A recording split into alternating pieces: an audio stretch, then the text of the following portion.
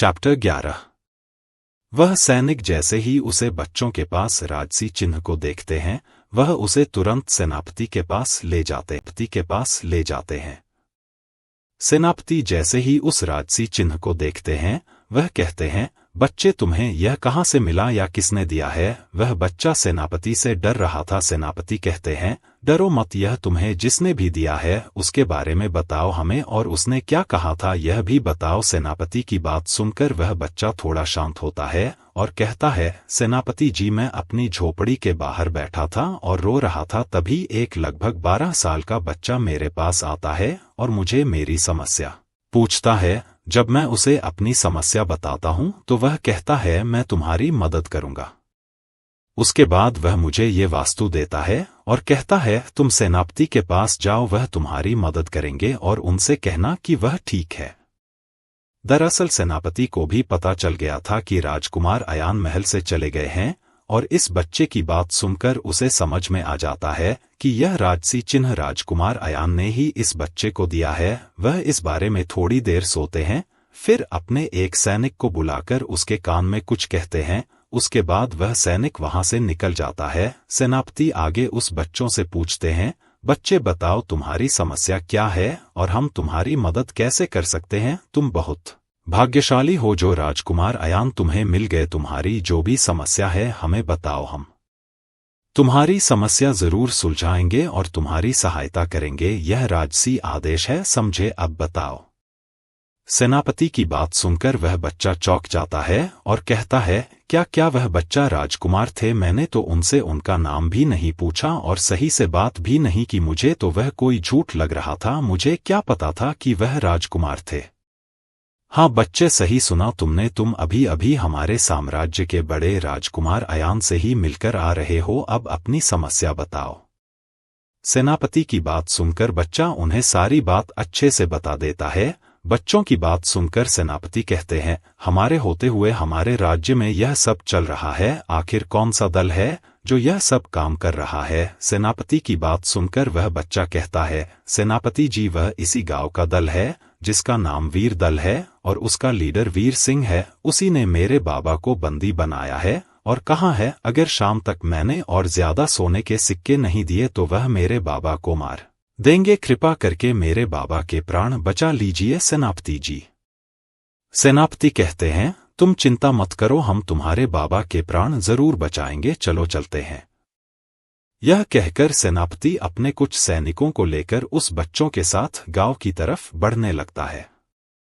दूसरी तरफ एक घर के मैदान के बीचों बीच एक व्यक्ति को बंधा देखते हैं। उसके सामने एक कुर्सी पर एक बूढ़ा व्यक्ति बैठा है और उससे कह रहा है, लगता है तेरे बेटे को और तेरी पत्नी को तेरे प्राणों की कोई चिंता नहीं है, इसलिए दोनों में से अभी तक कोई नहीं आया। यह सुनकर वह व्यक्ति कुछ नहीं कहता। वह बहुत ज्यादा जख्मी था, ऐसा लग रहा था कि उसे बहुत देर तक मर गया हो। वह कुछ बोलने की हालत में ही नहीं था। यह इस बच्चे का पिता था और उसके सामने जो बैठा था वह वीर दल का मुखिया वीर सिंह था। तभी उसे घर के दरवाजे खुलते हैं और वहां से एक औरत दौड़कर आती है और कहती है, मैम, मैं अपने सारे गहने बेचकर यह 1000 सोने के सिक्के लाई हूं। कृपा करके मेरे पति को छोड़ दीजिए, मैं बस 1000 सोने के सिक्के का इंतजाम कर पाई हूं। उस औरत की बात सुनकर वीर सिंह कहता है, सिर्फ 1000 सोने के सिक्के? मैंने तो तुमसे 5000 सोने के सिक्के के लिए कहा था ना, फिर तुम सिर्फ 1000 क्यों लाई हो? यह सुनकर वह औरत कहती है, हम पर दया कीजिए, हम इतने सारे सोने के सिक्के कहाँ से लाएंगे? मेरे पति ने पहले ही आपका कर्जा चुका दिया है, फिर भी आप हमसे और ज्यादा सिक्के मांग रहे हैं। यह सुनकर वीर सिंह कहता है, तुम्हारा मुंह कुछ ज्यादा ही चल रहा है, और वह अपनी टोली के योद्धाओं से कहकर उसे भी उसके पति के पास बंधवा देता है और कहता है, अब तुम दोनों को ही मरना होगा। और यह कहकर वह बहुत जोर जोर से हंसने लगता है। उसके बाद वह अपनी तलवार उठाकर उन दोनों की तरफ बढ़ने लगता है। वह दोनों अपनी आंखें बंद कर लेते हैं, लेकिन तभी उसी द्वारा से कुछ सैनिक अंदर आते हैं और उस जगह को घेर लेते हैं। वीर सिंह यह देखकर चौंक जाता है कि रजसी सैनिक यहाँ क्या कर रहे हैं। उसके बाद सेनापति भी उसे बच्चों के साथ वहां आ जाते हैं। वह बच्चा तुरंत जाकर अपनी माँ से लिपट जाता है और कहता है, माँ अब तुम चिंता मत करो, अब सब ठीक हो जाएगा। अपने बच्चों की बात सुनकर वह माँ अपनी आंखें खोलता देखती है, बेटा बेटा तू यहाँ से भाग जा, ये तुझे मार देगा। उसके बाद वह अपने आसपास दिखती है और इतने सारे सैनिकों को देखकर चौंक जाती है। माँ अब यह हमारा कुछ नहीं बिगाड़ पाएगा, देखो सेनापति जी हमारी मदद करने यहाँ खुद आए हैं। अपने बेटे की बात सुनकर वह औरत रहती है, मुझे कुछ समझ में नहीं आ रहा है, पर सेनापति हमारी मदद करने यहाँ क्यों आए हैं? अपनी माँ की बात सुनकर वह बच्चा कहता है, माँ मैं तुझे बाद में सब कुछ बताऊंगा। उसके बाद वह अपनी माँ के हाथ खोल देता है और फिर अपने पिता के हाथ भी खोल देता है।